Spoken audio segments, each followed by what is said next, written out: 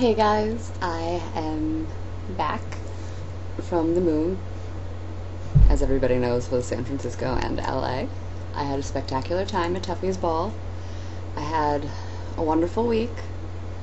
I am one lucky lady, and I'll just leave it at that. Get back to my questions. Bald Eagle asked when I started working on the piece that I'm trying to get published right now. I started working on it probably between Thanksgiving and the beginning of December, I think is when they approached me. And I got officially rejected today. So, that being said, a little irritated about it just because it made me jump through hoops.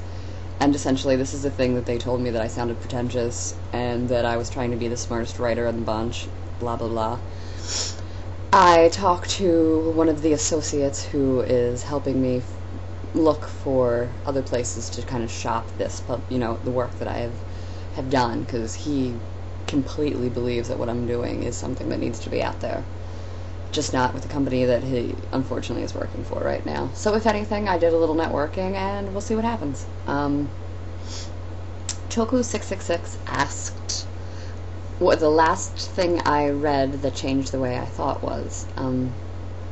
There's been a couple pieces lately that really have moved me, and I reread 2 books lately that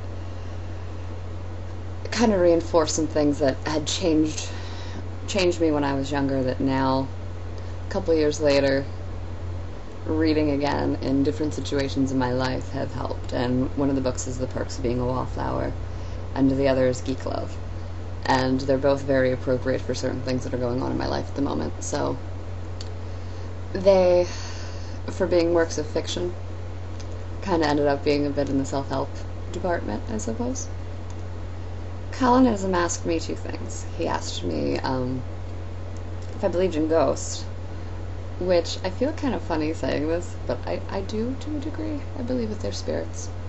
And I do think a lot of times that those spirits protect and guide. And he asked if I had a preference of art or architecture. And I consider architecture to be art.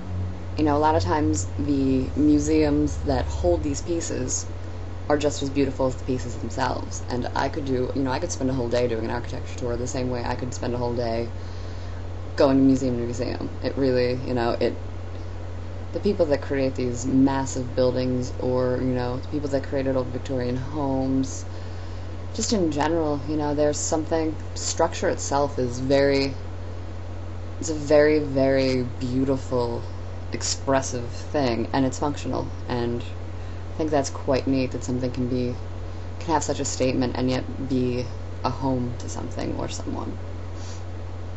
Former Viking asked what my current favorite beer was. It's been Stone Smoked Porter for a little while now, and it's intensified because this past week I had the opportunity to have it on tap, and it was mouth love. My favorite food would be pizza. And now if I can have both, a good tap pint of smoked porter and a really good pizza with various cheeses and lots of garlic, now I'm pretty much in love. I don't know if I'm pronouncing this right, so don't get mad at me. Nesuno? I'm sorry if I botched your name. When did I start writing? That was about when I was 13 or so, maybe a little bit younger. At that point, I had done like haikus and stuff like that for school, and decided that I wanted to start doing some journalism work for the school paper, which wasn't really journalism. It was, write about a TV show or, something that was going on in school. I mean, it was middle school. But I ended up being the editor of the newspaper. And that's when I started writing regularly, like daily. I became obsessed with current events, and I really, for a while, thought that is what I was going to do, was, be a news writer. Or, at one point, a sports writer. That was, for the longest time, what my specialty, all through high school, for the most part, I had been doing news writing. And, you know, I guess right before college is when I started to kind of delve more into the creative aspect of it. What inspired me to write? I think at the time when I first started writing it was, you know, like I said, the obsession with the news and with keeping people informed. Now what inspires me for the most part is, you know, wanting to,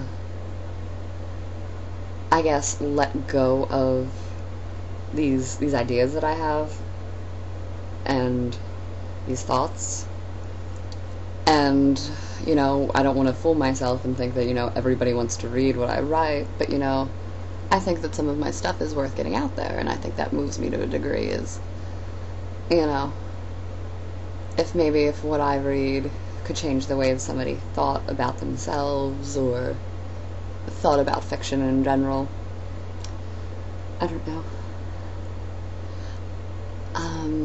Dead Seeds asked, would I tell people if I found irrefutable evidence that there were no gods? Or would I keep it to myself? And this is a really, really tough question because, you know, I come from a family where my father is not atheist, but he just, you know, is essentially, he was raised very, very Catholic and really has no spiritual belief at all anymore, and a mom who goes to church every Sunday and is very religious. She's non-denominational Christian. I was raised Methodist. I was baptized Methodist. I went to the Methodist church every Sunday. And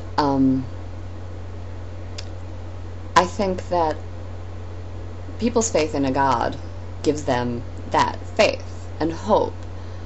And I might not see it or see that it's right, and it may, you know, there's so much science that can, you know, back so much of that, but if it makes somebody feel better and it makes them feel like they have a chance, I don't think I would really be able to say anything. I mean, everybody deserves to have a little faith and a little hope in something. And who am I? I don't know. So it's tough. It's a tough one. But yeah, they were my questions. They were really good. I'm sorry if I sound scratchy. My allergies are kind of upsetting me today. Yeah, so like I said, I got turned down. I'm still currently looking for work, which is, you know, it was kind of hard because I was getting ready to leave town, so for that week, that was, you know, kind of hard to get work and then say, oh, by the way, I'm leaving. But I'm looking for work out here, and that's really about it right now. All is absolutely fantastic. I couldn't be happier. My life is it's wonderful. And yeah, that's about it. So I love you guys. My question to you is, what is the one thing, this is me wanting you guys to stroke my ego a little bit. What is the one reason you read my stuff or watch these things? You know, because I kind of sit back sometimes and go, I'm like the least interesting person on this website. So I'm just curious as to why you bother.